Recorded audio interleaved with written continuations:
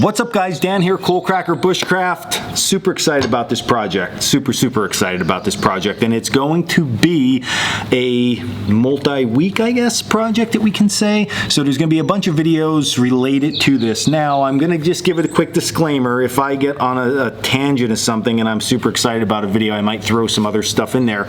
But the goal of this mini-series is going to be getting started with bushcraft. Now, if you're advanced level, okay, you know already that it always goes back to the basics. It doesn't matter if you're building a log cabin or you're building a sawbuck or you're just building a tripod, everything always goes back to the basics. So it's good once in a while, even for people like myself and my instructors, to rehash all those basic things that we do in bushcraft, because it gets our advanced skills even more on point. And for you beginners out there, this is going to be a great starting point. So what we're going to do is we're just going to work through this as you've been watching some videos, you want to get some gear together, you want to get out and play around in the woods bushcraft style. What do you need? What should you be buying? What are some alternatives? So we're going to start there, and then we're going to build it all the way out to a bushcraft camp and how to maximize the use of this gear that we're going to show today, and then how we can craft with this stuff and get all the way out to multiple overnights with this gear, what you should be doing, thinking about how you should be setting up camp, and then from there, just your imagination and a world of bushcraft. It's great. All right, so when I pick these products, okay, I tried to pick stuff that you can just go out in your local area and get. There are gonna be one or two things that you might have to order online, but everything else you probably just go to your local Home Depots and Walmarts and Tractor Supplies and pick this stuff up, and or you might even have it around your house. Most of you probably have this around your house and you don't have to get anything. You just have to gather it and put it together. So I'm gonna go through this, no specific order, and this is, again, very similar, you're going to notice, to that video that we did around the basic bushcraft class. The gear that you're bringing into that class is going to be very similar to this stuff. This is going to offer some alternatives, though, that you can get for yourself to use while you're out there. If you're coming to a class, don't bring the alternatives, because we're very specific. We're like, you got to get it done a certain way. But some of this stuff, you'll get it when I go through it. So let's just, no specific order here. So we're going to start with an axe, okay? I got this today at Harbor Freight, $14.99. Sometimes you can get these things on sale, okay? What we're looking for when we talk about an axe is something more what most people consider a hatchet, and we will talk about, again, in videos, we're going to go through all this stuff. So you want to get something that's going to be manageable with one hand, comfortable with two hands, and that you feel like, hey, I could probably use this for about 3 or 4 hours and I'm not going to get wore out.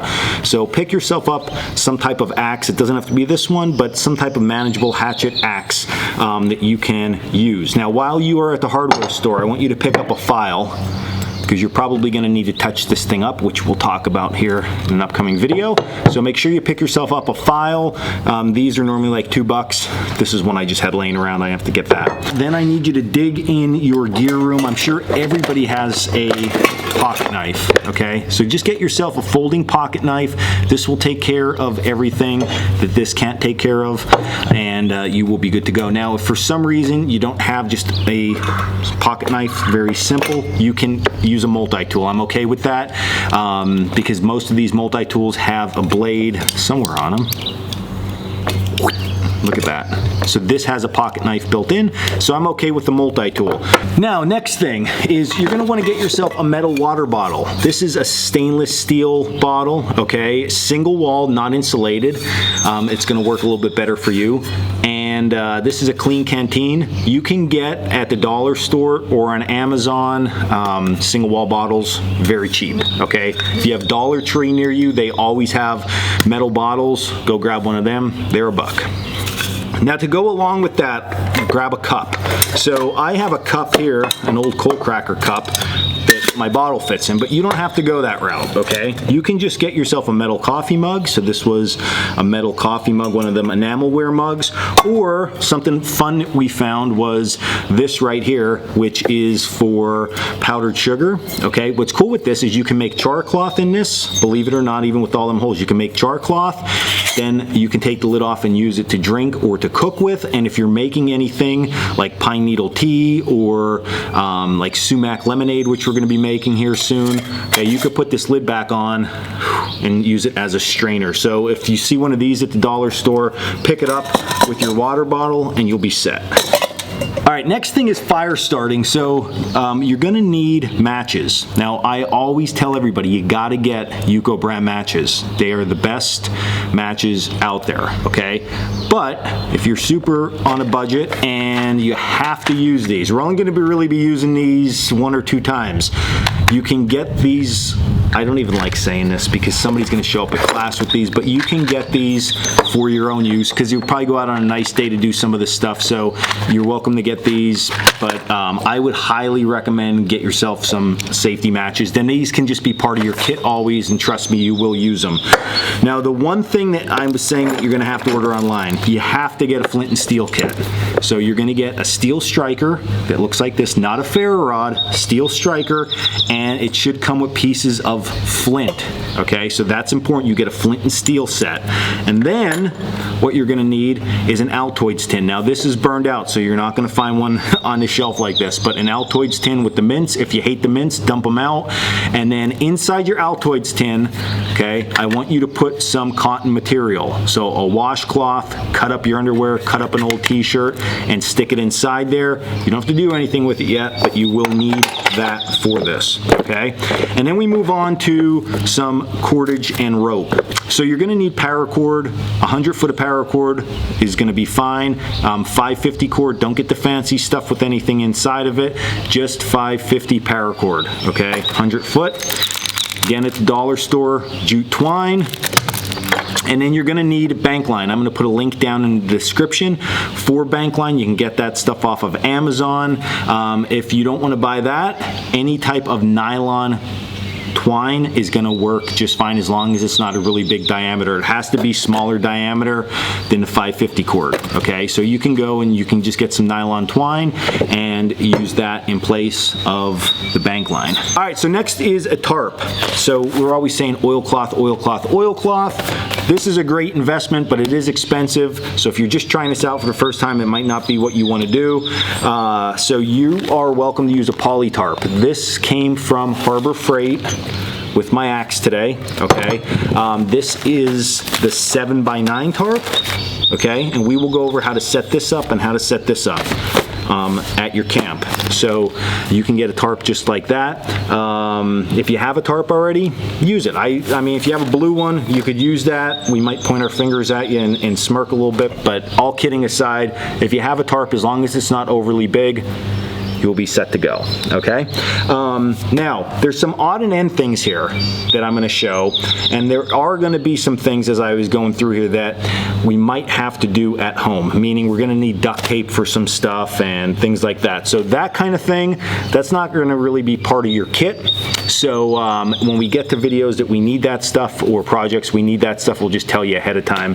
But for now, this is the main stuff, and then the odd and end balls that you definitely need, we're gonna be using. So first is you're gonna need a few nails. Now the nails should only be 1 inch to 2 inch, and they wanna be pointy nails. I know that sounds silly, but some nails are just dull. These are like sharp, they feel like a needle on the end. So look through your old nail container at home, or you could probably just go to Walmart and look there.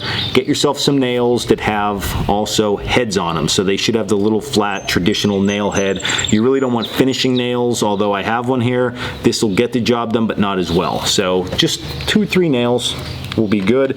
And then while you are at the store, you need to get yourself some sewing needles. So what type of sewing needles? Well, they usually sell in craft stores or Walmart, even Target. They sell variety packs of needles with all different sizes. They will work. Ideal situation is an S needle because it is super strong, super pointy, and it's gonna punch through leather. But again, that's something you're gonna have to order online. You're not gonna find an S needle in stores. So just plan on either buying an S needle or getting a big variety pack of needles. Carry them all for now, and then you'll soon know what's going to work and what's not going to work. All right, another odd and end item. If you have a piece of scrap leather around the house, okay, this can come from literally anything. So maybe you have an old leather pillow, maybe you have leather chaps, I don't know, leather pants from back in your partying days, or you're like a tandy leather or something like that. Look at this, is literally scrappy leather. Just get a piece of scrap leather and you will be good. Sometimes if you stop at like a home store where they sell couches and stuff, they have old sample, the swatch things, they'll give you the old swatch things and they're all leather, so you can use that. If you don't have leather, just heavy material, so some kind of heavy canvas or heavy denim will work just fine.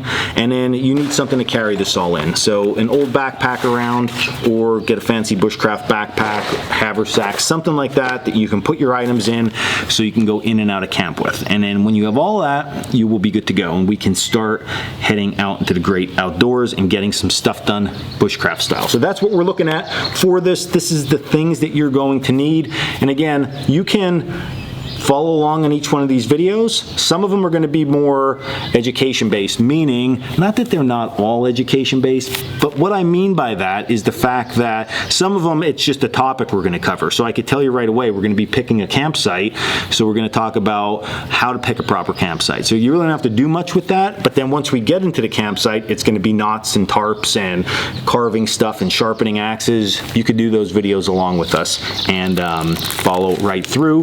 Summer's here. It's going to be great. It's going to give you something to do all summer, and it'll be a fun time. All right, so that's today's video. We'll wrap this one up.